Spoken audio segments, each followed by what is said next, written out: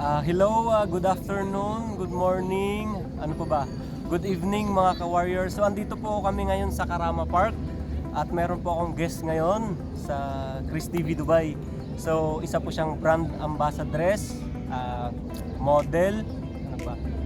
Writer, and then mamaya acting na rin siya. Miss May Beltran. Hello po. So meron po kami isang topic ngayon about sa acceptance. So, by the way guys, showing pala yung short film ko ngayon sa Albert Gayo YouTube channel. Yung ano po, yung acceptance short film. Kasama ko po dyan si Ina muna. So ngayon, may itatanong po ako kay Miss May about sa acceptance. So, Miss May, ano bang masasabi mo about sa word na acceptance para sa'yo?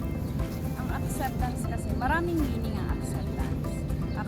Acceptance sa past, acceptance sa present, at saka kung paano mo tinanggap ang yung mga nangyari sa buhay mo, kung paano ka nakasurvive, kung paano mo patuloy kang lumalaban. Yun yung ano ng acceptance. O sa bagay kasi pag sinabi kasing acceptance, kailangan pag nagmahal ka ng isang tao, kailangan tanggap mo yun siya, di ba? Kung ano siya, kung anong meron sa kanya, tanggap mo yun lahat. Wala kang itatapon, lahat tatanggapin mo. Kasi kung mahal mo talaga yung isang tao, kahit ano pa man siya, kahit anong estado niya sa buhay, mahirap man o mayaman, may pinag-aralan man o wala, tanggap mo yan kahit ano yan. Kasi mahal mo siya.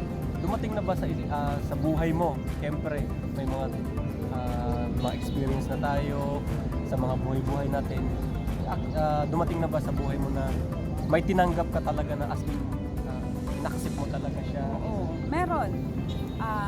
Meron na talaga. Itong last relationship ko, as in talagang tinanggap ko siya ng buong-buo kahit anong sabihin ng iba, wala akong pinakikinggan kasi mahal ko siya. Tanggap ko siya kung ano siya. Wala akong iniintindi na kahit na anong sasabihin ng iba na kayo ganyan siya, ganito siya, iwan mo siya kasi hindi siya bagay sa'yo, lulukohin ka lang, masasaktan ka lang. Pero wala akong tinanggap na salita mula sa kanila. Mas pinili ko yung sarili ko, mas pinili ko siya, at pinaglaban ko siya sa lahat. Grabe ka rin pala magmahal, ano? Grabe, ang sarap pakinggan. Maraming nagsasabi na wag yan. Kasi as lolokohin ka lang, kilala ko siya. Maraming ganito, maraming babae, marami nang naloko. Pero ni isa sa kanila, wala akong pinakinggan. Mas inintindi ko yung sarili ko kasi sa kanya ako masaya eh. Oo. Di ba sabi nila, kung saan ka masaya, go ka. That time, di ko iniisip na masasaktan ako, nalulukohin ako. Basta no time na yon masaya ako sa kanya at mahal ko siya. So, kailangan ko siyang tanggapin kung ano siya. Talaga as in sacrifice talaga. Pag Yes. na-accept mo yung isang tao, so kailangan mong, kumbaga, Nandun pumapasok yung isang sakripisyo. Sasacrifice mo ang lahat. Not totally all, pero kailangan mo siyang tanggapin, ipaglaban. Pag wala kang papansinin na iba, di mo pakikinggan yung Hi, Direk! Hi, Direk.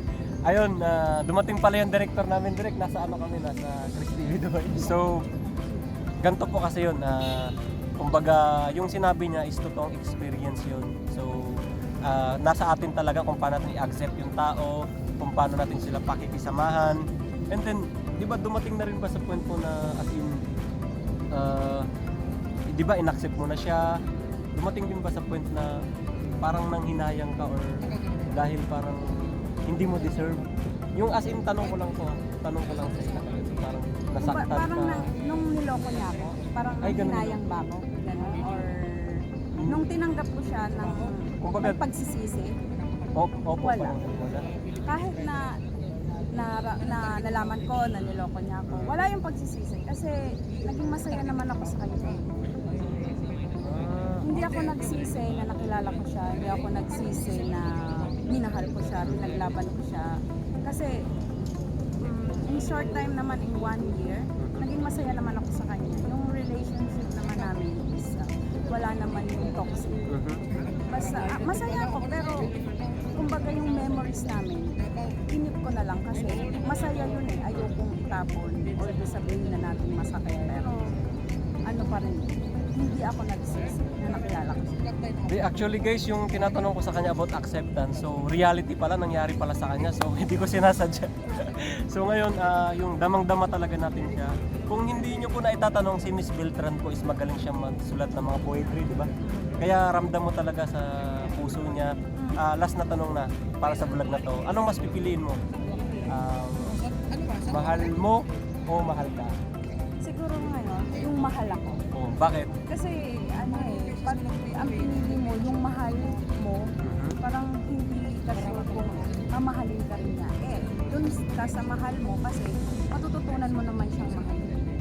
And So pinili mo yung mahal ka? mahal ako. Paano pag hindi mo mahal? Natuturuan naman yung puso eh. Sure? Yeah. O sige. Thank you guys at mag-shoot na po kami hanggang sa susunod po. Miss Beltran guys. Say bye. So, God bless you, keep safe.